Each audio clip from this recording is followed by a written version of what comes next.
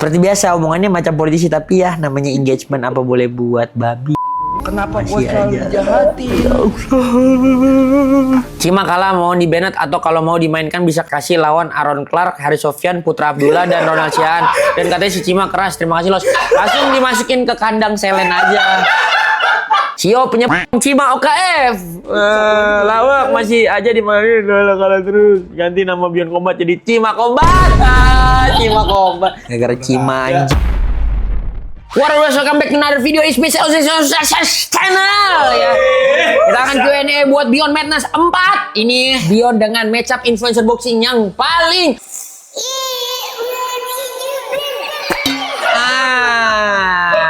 yang paling kontroversial, fenomenal, dan gue paling gak suka. Saya jawab dulu pertanyaannya. Ya, Umay Syahab, Brian Domani nanyain Cima. Ya, Cima anjing. Kenapa Cima main Christian WRS? Biar bisa lihat dia dipukulin sampai mampu.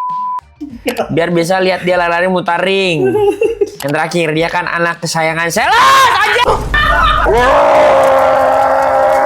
Nih, gue baca semua terus habis itu gue jawab lah. Kenapa Cima dimainin? Kenapa nggak Ibas? Kan yang menang Ibas. Setuju bang, apalagi udah pull out 3 kali. Alasan yang relevan kenapa Cima dimainin Pak Pres. Kok kayak kontradiktif dengan apa yang diomongin dengan live-live sebelumnya, sukses terus. Di sini letak aslinya, mungkin itu cara Cima promosi. Gak usah kritik saran. Kalau Cima masih dimainin mah gak kecewa sama Bion, tetap bangga sama Bion. Cuma inget Hama gak dimati-matiin malah ngerusak sawah. Cuma biar bonyok dulu dibuat Turki baru habis itu di ban. Oh nih Randy Fair, mungkin kalau dipikir ke positifnya presiden kita ini ngasih panggung buat dia karena drama-dramanya di sosmed lagi panas-panasnya, dan dari Turkis juga pengen ngasih kesempatan ke dia buat dihajar di atas ring juga. Kita sebagai penonton juga berharap biar King Culun dikasih pelajaran biar mampu. Kita pasti dukung Turkish Boy, tapi kalau Turkish kalah apa nggak tambah gede tuh kepala Cima. Sangat disayangkan, tapi kita tunggu saja. Semoga Turkish bisa membawa kemenangan dan memberi pelajaran buat Cima. Langsung aja gue jawab ke pertanyaan Cima ini. Habis itu gue tutup videonya selesai. Bentar. Jangan di skip dulu. Jadi sebenarnya soal Cima ini, jujur gue kalau lu nyebut nama Cima gue masih bad mood dengan apa yang dia lakukan terhadap Bion dan gue. Apakah gue respect sama dia? Gue pribadi tidak. Terus apa yang terjadi saat ini? Kenapa Cima versus Turkish itu tetap terjadi? Jadi inilah influencer boxing gitu loh. Ini adalah salah satu hal yang paling menyebalkan ketika sebuah liga ya Bion ya sebagai IP itu pengen memperjuangkan influencer boxing juga gitu loh. Dari awal kita mulai dari influencer boxing nggak pernah mudah. Bion 3 ada yang pull out hamin 45 menit. Terus ya Cima dengan pull out 3 kalinya dan lain-lain yang gue nggak bisa ceritain lah, yang udah di surface, yang udah di permukaan gue coba ulang bahwa ya memang resiko untuk mengambil influencer boxing ini gitu loh. Terus satu hal yang paling gue mengerti ketika mengadakan partai influencer adalah pemain pengganti itu sangat susah untuk bisa perform 100%. Kita udah pernah lihat Turkish Boy menggantikan Cima, dia akhirnya nggak make weight, terus jangankan begitu ya dan lain-lain lah. Jadi memang ini tuh adalah satu hal yang sulit untuk bisa dijalankan gitu. Terus lagi terlebih sebenarnya match up Turkish dan Cima ini udah terjadi kurang lebih 1,5 sampai 2 bulan sebelum fightnya, dan ini kejadian pengambilan keputusan itu 3 minggu sebelum, yang which is sebenarnya pas lagi ini udah diambil sebagai keputusan final itu gue udah nggak ikut campur. Terakhir Cima pull out, gue dapat informasi Cima pull out terakhir itu gue udah nggak urus, pun gue nggak akan urus sampai ujungnya. Jadi apa yang gue rasakan sebagai perasaan, gue cuma pengen match up ini cepet selesai aja. Terus jujur gue jarang banget mencurahkan opini pribadi gue. Biasanya gue ambil dengan posisi yang senetral-netralnya, jarang mengimbuhkan yang kayak gue emang benar-benar benci banget jujur dengan apa yang udah Cima lakukan 3 kali ini, tapi gue nggak bisa ubah. Jadi di dunia combat sport ini memang ada hal yang selama gue menjalankan ini selama 3 tahun ya, kadang kita ada di tengah jalan untuk memilih integritas dan juga kelancaran acara. Dan di sini sayangnya ketika kita ngomongin soal kelancaran acara, keputusan gue itu tidak bisa jadi keputusan final. Kenapa? Karena gue punya tim. Jadi semua pertimbangan itu udah nggak bisa menangin ego gue lagi, pikiran gue lagi gitu loh. Apakah gue suka? Gue sangat-sangat tidak suka gitu loh. Tapi kalau mau diinget-inget pun, gue pernah ada di posisi yang lebih parah lagi gitu loh. Main fight Beyond Showbiz, hamin 9 pull out, dan gue udah siapin. Gue kalau gue pribadi gue udah siapin penggantinya siapa gitu. Tapi yang kayak gue bilang tadi pun, ini tadi kita ngomongin influencer di dunia keatletan yang benar-benar pure aja, pemain pengganti tuh ya kita nggak bisa berharap 100% dia bisa perform gitu loh. Jadi ketika kita ngelihat Ramadhani Londo lawan Danar Ilmawan, ketika kita ngelihat Brian Fury main lawan Aryan Singa Umar, itu tuh ya satu hal yang one in a million, pun mereka tidak menang menang gitu loh. Jadi same thing as sekarang di match up ini, match up influencer yang mereka sebenarnya udah ada di setengah persiapan, mereka udah di tengah jalan menuju fight mereka tanggal 6 Juni nanti live on pay-per-view di video. Ya ini cuman buat kelancaran acara aja gitu. Jadi diselesaikan, cuman gua coba semaksimal mungkin untuk itu nggak damage kepala gua atau hati gua gitu. Apakah gua tahu konsekuensinya? Tahu pasti. Presiden Elon udah mulai blunder, Saros nggak tegas cuman ke Cima, Saros udah mulai nggak tegas. Jadi sesimpel gini sih guys, gua akan tetap jadi karakter gua, cuman ada keputusan-keputusan di dalam yang tadi persimpangan antara integritas it's about myself, dan tentang kelancaran acara itu ada persimpangan yang berat banget gitu loh buat gua ambil keputusan. Jadi kemarin gue cuman bilang ketika dia pull out terakhir, gua mau pengganti, gua udah urus banyak pengganti. Gulba ketika dia udah habis bikin video itu gue yang kontak langsung, Eddie Boxing juga gue kontak langsung, Capung juga udah gue siapin. Cuman yang jelas memang weightnya tuh terlampau jauh gitu loh. Jadi dari semua match up yang udah dibikin itu masih tetap kosong antara Cima dan Turkish Boy. Itu siapa sih yang bisa lawan? Akhirnya di hari gue kontak semua orang itu, Cima diurus sama tim gue, tim matchmaking gue, dia akhirnya mau ambil. Ya akhirnya kalau gue pribadi gue tetap gak mau gitu loh. Tapi sebagai kompensasi untuk beberapa atlet yang memang seriously mau masuk untuk lawan Turkish, tetap gue bikinin match up-nya. Jadi Eddie akan lawan Gulba dan juga Turkish akan lawan Cima gitu. Harapannya apa? Harapannya mungkin ada storyline yang bisa jauh lebih menarik di sini karena di kelas berat yang cukup mirip-mirip mereka akan bertanding. Tapi apapun itu ya gue cuma berharap hasil dari pertandingan mereka semua ini ya ada jalan yang terbaik. Gue tahu apakah ini jadi contoh yang baik? Enggak sama sekali. Kalau kalian semua bercita-cita sebagai atlet, kalian semua mengilhami pesan yang gue pernah bacain suratnya ke kalian untuk semua fighter-fighter yang bermimpi main di Beyond dan Kick Striking. Culture influencer yang bagian ini itu adalah satu hal yang tidak boleh ditiru gitu loh. Karena jujur menurut gue ini kalau ada atlet yang mikir seperti itu. Nggak usah disamadenganin kalau gue bilang Cima tolol.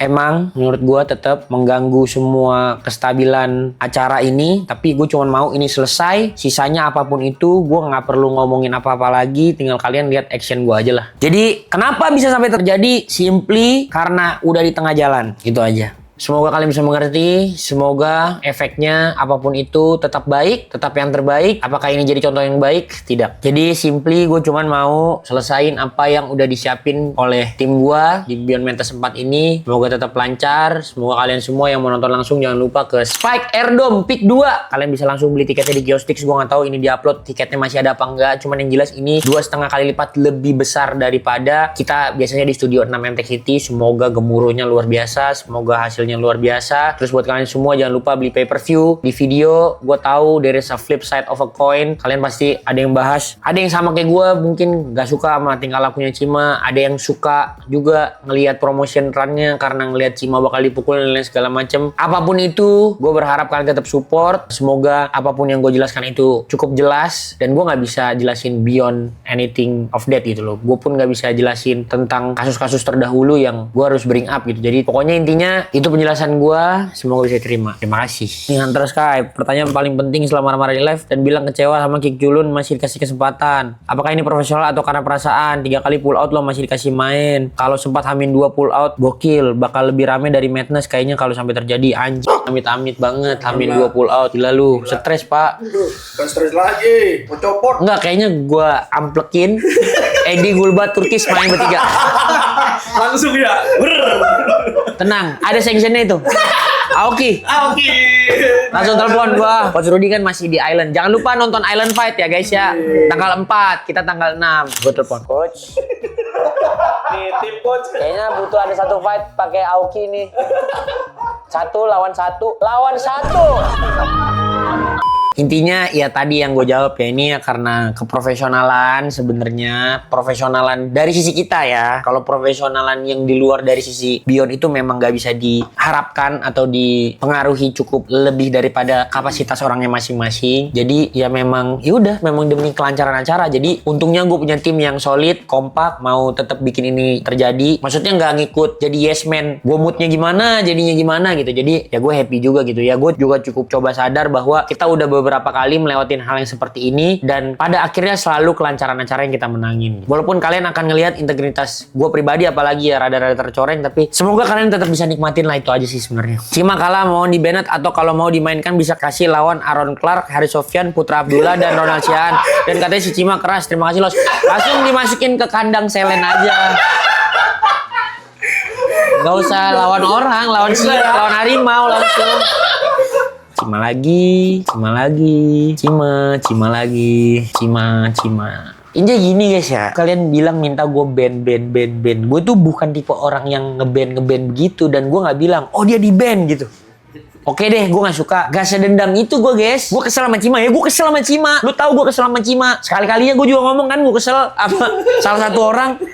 Jadi kayak gue tuh tipe orang yang nampung gitu. Jadi gue tampung dulu. Cuman nih kalau emang Cima kebetulan lagi gue mau jelasin Beyond Madness 4, terus hari itu juga Cima lagi pull out, terus jadi kebahas. Terus jadinya ya udah, jadilah ada live itu gitu. Cio punya Cima OKF. Lawak masih aja dimarahin kalau terus ganti nama Beyond Combat jadi Cima Combat. Cima Combat. Habis ini gue akan saranin buat Pak Cima yang paling ganteng, paling keren, paling jago, yang tukang lipat-lipat buat bikin promotor sendiri emang. Aduh, ini adalah Q&A gue paling susah. Nih, _batsport. Hai guys, kenapa bahas Cima semua sih? Emang dia hebat apa gimana? Semua permasalahan Cima kalau dia tangan kontrak berarti dia masih dapat kesempatan dari Beyond. Kalau nggak suka Cima doain aja kalah. Yang suka Cima ya doain aja menang, ribet amat. Cima itu main buat menggoreng-goreng Beyond di Madness aja guys, sama influencer lainnya. Gue cuma baca itu guys ya, gue no comment. Kalau doa juga kan nggak boleh dikasih tahu. Doa yang baik-baik aja guys. Yang baik buat Beyond menurut kalian apa? Kok ketawa sih?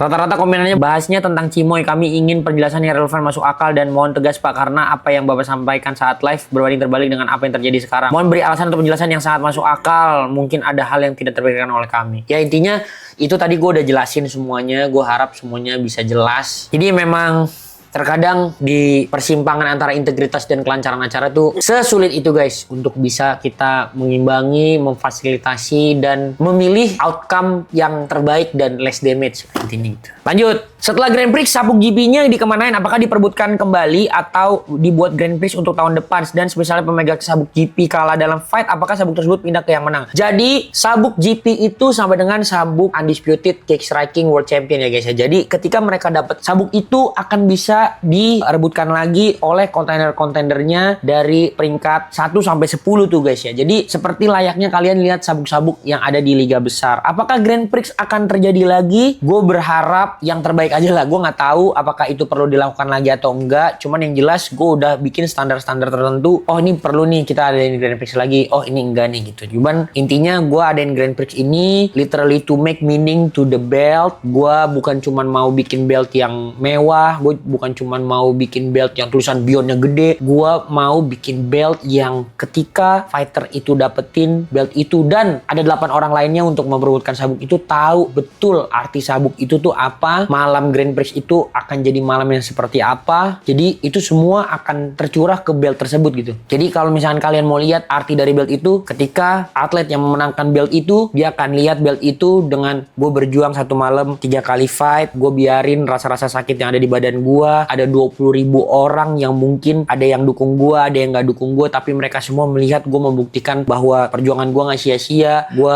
membuktikan bahwa darah, peluh, keringat gue semua ada di dalam belt itu. Gue memberikan arti yang luar biasa juga ke kickstriking itu sendiri sebagai olahraga yang baru, sebagai rules yang baru. Terus gue adalah undisputed, tak terbantahkan. Gue ngalahin 3 orang terbaik yang ada di dunia untuk bisa memperebutkan belt tersebut. Itu yang pengen gue kasih artinya gitu. Apakah arti itu gue bisa omongin sendiri kayak beltnya mungkin gue bisa tunjukin di satu Q&A terus gue ngomong belt ini nggak bisa guys. Itu cuman bisa gue bener-bener bikin acaranya dengan segala resikonya, dengan segala tantangannya, dan kita lihat nanti akan seperti apa gitu loh. Apakah susah? Ya kalian doain aja lah Grand Prix-nya lancar gitu.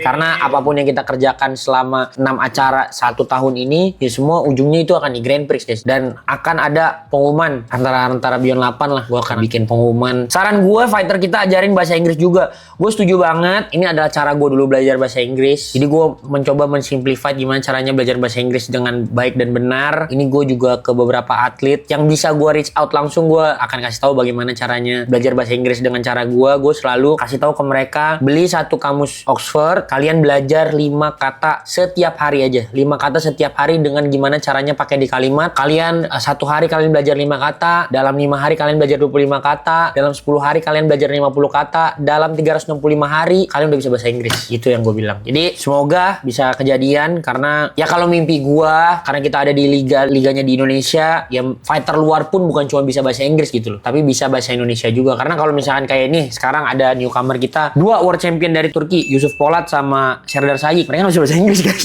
Jadi bukan cuma orang Indonesia doang yang bisa bahasa Inggris, tapi gue berharap dengan seringnya mereka main di sini, mereka bisa pelajarin apa yang jadi rumah dari Beyond ini gitu bahasanya. Ya memang Beyond kan bukan tempat les bahasa Inggris. Ya pokoknya gitulah guys ya. Kalian juga belajar bang. Ya gue ngomong bahasa Inggris apaan ya? Gue nggak ngerti ya. Kabilan versus Fahri. Kabilan sama Fahrinya udah pakai bahasa Inggris dua-duanya, lu malah bilang Mana subtitlenya? Turunkan gaji editor. bang.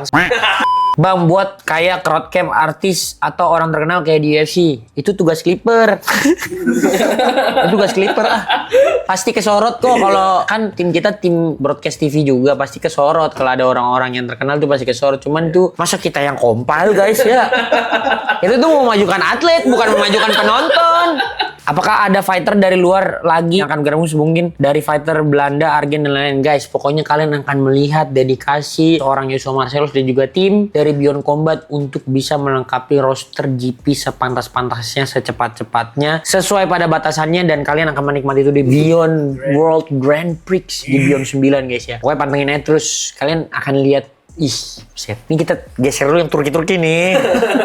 Yang Turki-Turki biar kalian lihat nih, set. Ntar kalian ada lihat gasing-gasing. Wah, ngeri guys ya. Ini baru 2 world champion yang kita geser. Nanti kalau ada world champion kita, set. Kalian akan ngeliat, kan gue udah bilang, kenapa kick striking itu diciptakan supaya jadi tempat dimana ini satu liga, tapi kayak dari karate bisa masuk, dari muay thai bisa masuk, dari kickboxing bisa masuk, dari yang basicnya kentalnya tinju duluan, abis itu mau coba main kaki bisa masuk, karena banyak yang kayak gitu ya guys ya. Nanti kalian lihat lah. Jadi dari style-stylenya kita udah punya Muay Khao kayak Amarul, kita udah punya orang Wushu Sanda kayak Hari Sofia, kita lihat Ronald Siaan dari Kungfu, terus kita lihat Umar Almatin itu Muay Sok, stylenya kita lihat Sung Gokong dari silat dan juga MMA. Terus banyak guys, dan itu cuma bisa ada di kick striking bos. Jadi kalau kalian mau nonton pure Muay Thai, nontonlah pure Muay Thai. Memang ada seninya tersendiri gitu. Kalian mau nonton pure kickboxing, memang ada seninya tersendiri. Tapi juga kalian harus tahu bahwa kickboxing itu tuh sebenarnya dari karate gitu guys ya. Cuman disimplified supaya gimana caranya punya style yang bisa ketemuin karate sama Muay Thai. Itu ada di kickboxing without the elbow. Bahkan dulu guys, kalau misalkan karate beneran bisa jedot pala begini guys.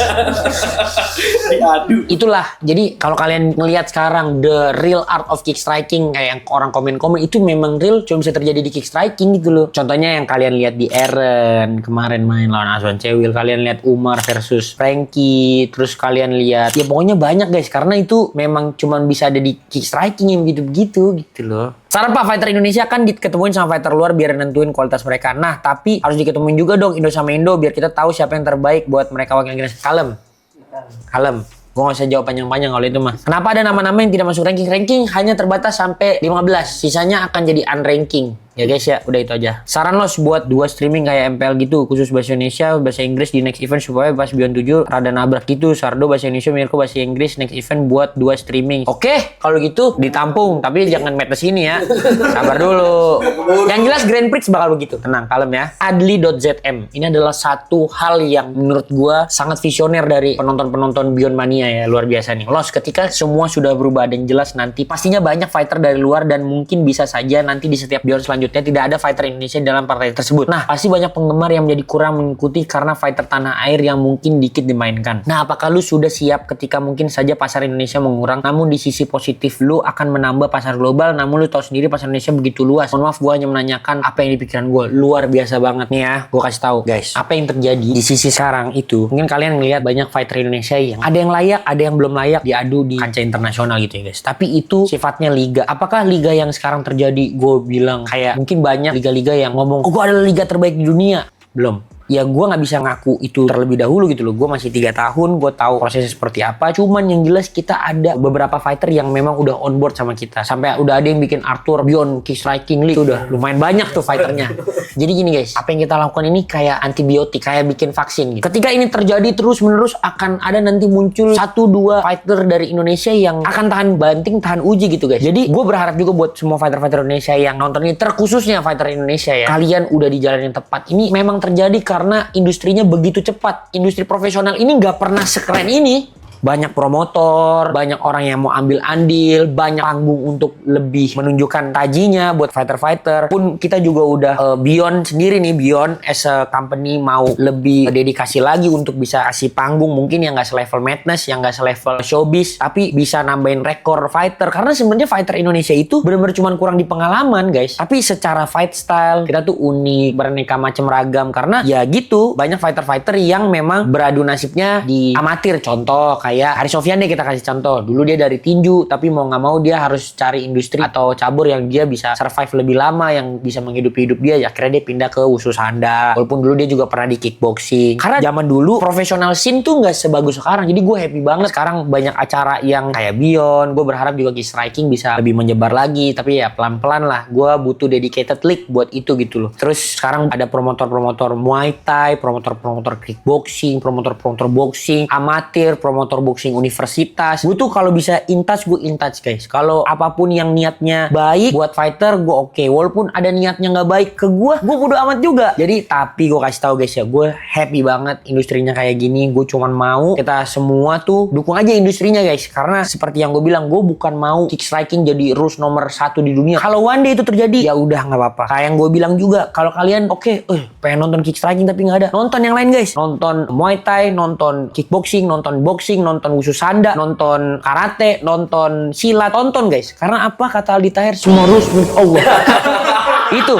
Jadi itulah combat sport dengan berbagai macam sendinya gitu guys. Jadi gue happy banget kita udah ada titik ini, dan gue berharap ini akan terus maju, akan banyak komitmen-komitmen yang lebih lagi daripada promotor-promotor, dan bisa kembangin ini bareng-bareng. Jadi gue kalau ditanya gue happy, gue sangat-sangat happy. Energi gue di depan kamera, di belakang kamera, gue akan tetap sama gitu ya. Jadi gue nyantai aja guys. Sukses terus Beyond, terima kasih. Damn, ini nih bagus banget. Cuma mau saran buat fighter, panggung Beyond ini bukan panggung biasa menurut saya sebagai langganan pay-per-view Beyond. Jadi buat fighter tolong sekali latihan yang keras dan jauh lebih keras lagi daripada Beyond sebelumnya. Hargain panggung Beyond para fighter. Kasih performa terbaik dari diri kalian. To Infinity and Beyond. Thank you. Tuh jadi buat para fighter ya, fans kalian tuh bener-bener nunggu performa terbaik kalian. Mungkin ada malam yang bukan malam kalian. Mungkin ada malam yang kalian tuh ngacak banget gitu. Maksudnya kalian perform banget gitu. Intinya ya gue juga berharap yang demikian gitu. Karena gimana caranya ngimbangin pesatnya industri sekarang adalah dengan bergerak sama cepatnya dengan industri ini berkembang. Karena walaupun gue percaya gitu loh, eventually 1 tahun, 2 tahun, 3 tahun lagi, 4 tahun lagi, terutama untuk fighter-fighter Indonesia gitu ya, pasti akan jauh lebih berkembang daripada titik sekarang gue lagi ngomongin. Tapi tetap gue juga berharap buat kalian semua yang memang lagi di umur prime-nya itu ya go through gitu loh, dari apa yang kalian pelajarin di camp kalian gitu loh, kayak pikir jauh, nembus ke depan gitu. Jadi benar-benar pikir untuk jadi world champion. Jadi kalau kalian denger fighter-fighter dari luar atau mungkin dari dalam yang pengen jadi juara dunia di Beyond, ya kalian harus punya pemikiran yang sama gitu loh. Di sekarang di titik ini gue happy. Walaupun apapun bumbu-bumbu dan ilmu-ilmu yang ini ya, kita ada di part perkembangan Beyond sebagai liga, fighter-fighternya untuk mengimbangi diri mereka di dalam liga internasional ini. Dan apapun itu gue bangga, apapun itu gue gak akan stop untuk berproses di sini. Gue gak akan jengah, gue gak akan kapok, kita akan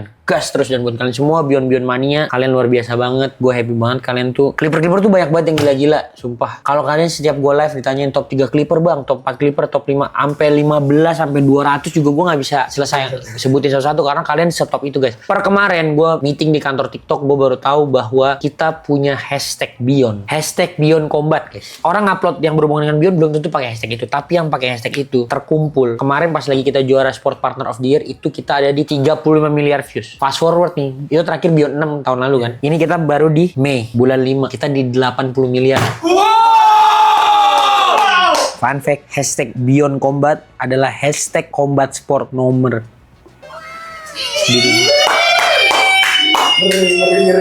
Nomor 2 se-Indonesia. di dunia. Di dunia. Jangan tanya nomor satunya siapa ya. Itu abang-abangan gue tuh. Abang-abangan gue. Abang-abangan. Tapi yang jelas berarti 30 juta itu diraih dalam waktu 3 tahun. Dari 3 tahun itu, ini kekuatan Clipper Beyond ya. Kagak ada yang gue gaji, semua karena bener cinta. Sampai ada yang bikin watermark pay-per-view, buset. Gila. Gue sampai nanya ke anak-anak gue, ini ada yang lu bikinin lower third, bahasa broadcastnya tuh lower third gitu. Enggak, lo situ ngupload sendiri, gila banget. Jadi kalian buat Clipper jangan lupa pakai hashtag Beyond Combat ya, kita ramein lagi. Luar biasa banget, gue gak pernah sampai ngomong gini cok. Jadi dari Beyond 6 ke Beyond 7 kemarin, hashtagnya nambahnya 50 miliar, 50 billion. Billion itu banget, gila. Itu setengah tahun, berarti 1 bulan tambah 10 billion. Itu yang pakai hashtag. Yang nggak pakai hashtag nggak kehitung. Tapi ada yang lebih gila sih. UFC lebih gila sih. Ini gue gak bisa sebut aja. UFC, gue tahu bahwa apa yang mereka lakukan tuh pure greatness. Jadi 90 hari terakhir tuh kan 3 bulan terakhir ya. Kurang lebih Beyond menciptakan 35 miliar lebih dalam 3 bulan terakhir. UFC dalam 90 hari terakhir 90 billion. Jadi 3 kalinya Beyond. Dan ya gue udah tahu itu kenapa White House sama Conor McGregor comeback. Gila banget ya. Gila itu. Ini gue ngobrol nih. Gila, ini kayak nongkrong nih. Biar kalian tahu fun fact. Kalau dulu tuh hashtag kelihatan viewsnya. Terus semenjak 2025 tengah tuh udah nggak kelihatan. Sekarang kelihatannya banyaknya video di situ. Tapi kalau kalian tahu hashtag Beyond Combat, set 80 juta guys ya. Lagi Pak. Iya, brand-brand lo masuk. Kalian nggak mau ikut di kereta kami? 80 billion lo. Organik lo. Nggak pakai buzzer lo. Seperti biasa omongannya macam politisi, tapi ya namanya engagement, apa boleh buat, babi. Kenapa gue selalu dijahati? Baru turn on lagi berarti, kemarin ke skip kali. Apa Beyond 7 ya? Gara-gara ciman. Ya guys, tapi gue tadi udah kasih alasan. Nih ntar dipotongnya cuman yang pasti. Nih, gue akan jawab. Siang Pak Presiden izin bertanya, sorry kalau agak banyak. Untuk desain website mungkin bisa lebih rapi lagi, seperti website RWS atau Glory Kickboxing. Untuk glove baru kemarin dengan yang lama, apakah dengan sama persis guys glove? Kalau desain website, oke, gue akan coba lebih rapin lagi. Karena sebenarnya rankingnya juga belum pas guys, belum semuanya 15 gitu. Jadi kalian sabar aja ya. Terus apakah belt World Grand Prix untuk setiap title defense itu mendapatkan belt baru atau simbol ruby seperti belt di UFC? Jadi nanti kita akan bermain di batu guys ya. Batu. Oh iya.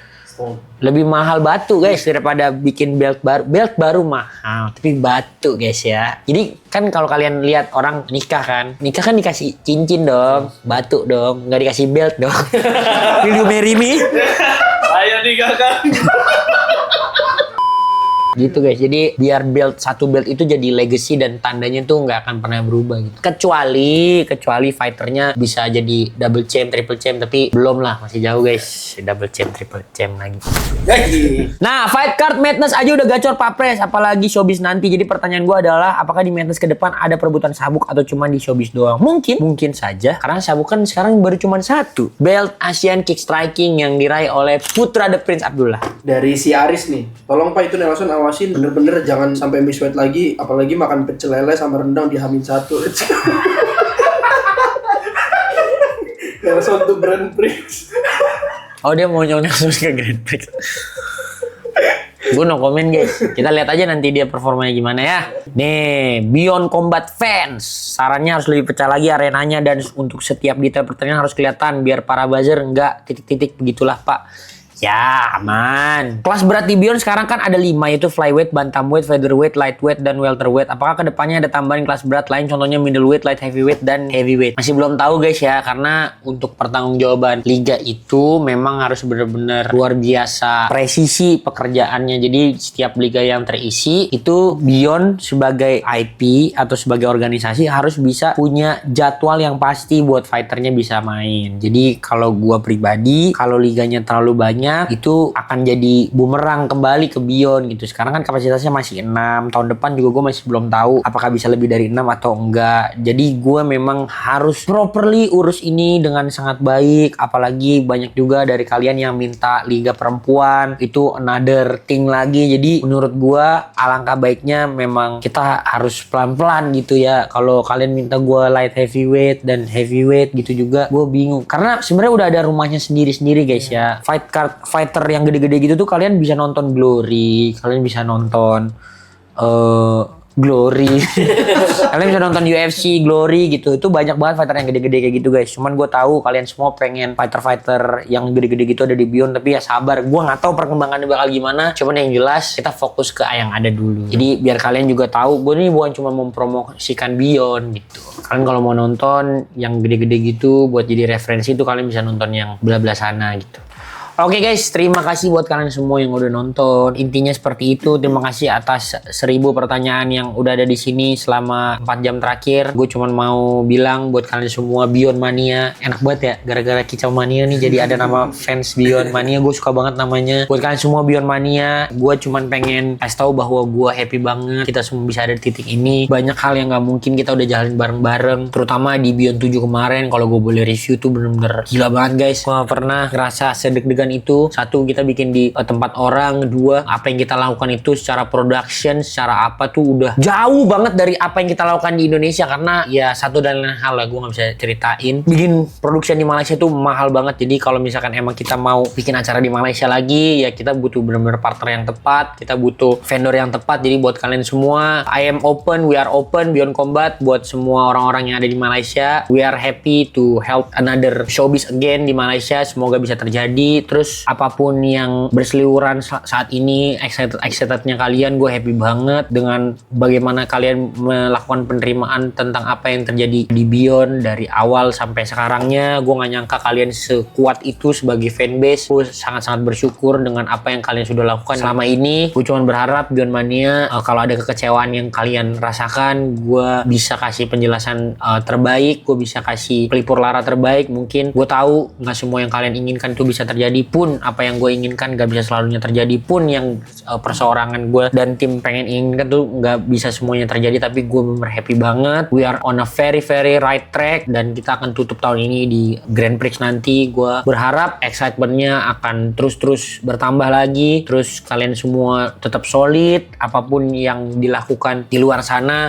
Ingat, gue itu bukannya gue cuman diem doang, gue tuh lebih ke santai aja. Gue membiarkan itu supaya gue tetap bisa fokus dengan apa yang bisa dikerjain. Jadi buat kalian semua juga, gue berharap pun kalau misalkan Beyondnya diapa-apain, orang ngomong jelek ini jelek itu, orang ngomong gue baper ini, orang ngomong gue baper itu, nggak perlu overreact. Kalian cuman perlu santai aja. Jadi gini guys, semua orang akan tahu bahwa perjalanannya tuh nggak mudah. At the end of the day, misalnya gue udah mati, orang tuh cuman inget, oh perjalanannya nggak mudah, tapi orang tuh nggak ada yang inget guys, siapa yang ngehujat, siapa yang ngejegal Beyond gini, yang pernah. Udah tadi tenang aja. Jadi nanti one day kita tuh cuman bisa reminiscing betapa indahnya Beyond ini, legacy ini, seberapa banyak atlet, tim, dan juga industri ini bisa berkembang. Terus gue sebagai presiden dan juga tim Beyond tuh ya bisa bilang bahwa ketika kita udah ada di titik itu, kita bangga bahwa kita ada di bagian itu gitu. Jadi terima kasih buat kalian semua yang udah support. Thank you guys for watching. Jangan lupa like, comment, dan subscribe. Jangan nonton bajakan, live on pay-per-view di video. Buat kalian semua bisa langsung beli tiket nonton langsung Spike Airdome di Pick 2 ya guys ya. Kalian beli guys ya, karena ini akan beda banget. Kita juga akan sulap Spike Airdome ini jadi tempat yang luar biasa. Akan ada 3.000 orang yang akan menonton di situ. Gue happy banget bisa ketemu kalian semua lagi di tanggal 6 Juni 2026 nanti. Dan juga jangan lupa live on pay-per-view di video 49.000 aja guys ya.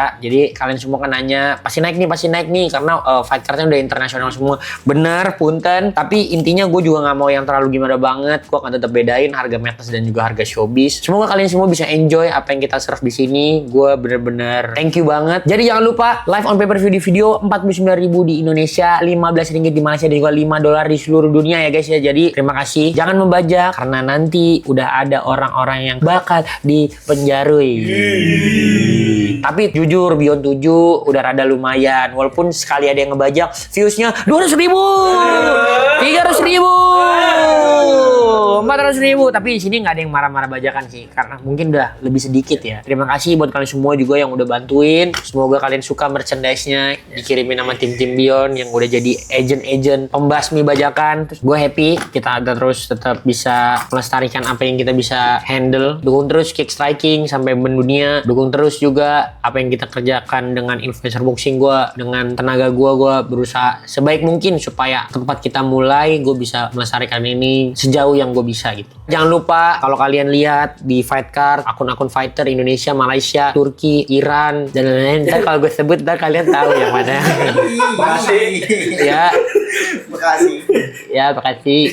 Kalian follow guys, kalian dukung terus, ikutin terus journey-nya mereka menuju jadi world champion mungkin. Jadi dukung terus jago-jagoan kalian. Terima kasih buat kalian semua yang sudah berikan saran, kritik, komplain dan juga semua dari isi hati kalian karena it means a lot. Jadi gue jawab juga seberusaha mungkin dari hati gue tanpa dikurang-kurangin atau ditambah-tambahin. See you guys on next video. Stay safe, stay healthy, tetap sehat, tetap waras. I love you guys. Mwah. Bye-bye. Bentar, jangan di skip dulu. Jangan lupa itu ditonton video-video yang ada di situ ya. Tolong diklik karena pastinya nggak kalah bagus. Sama satu. Jangan lupa. Apa Los? Subscribe. Terima kasih.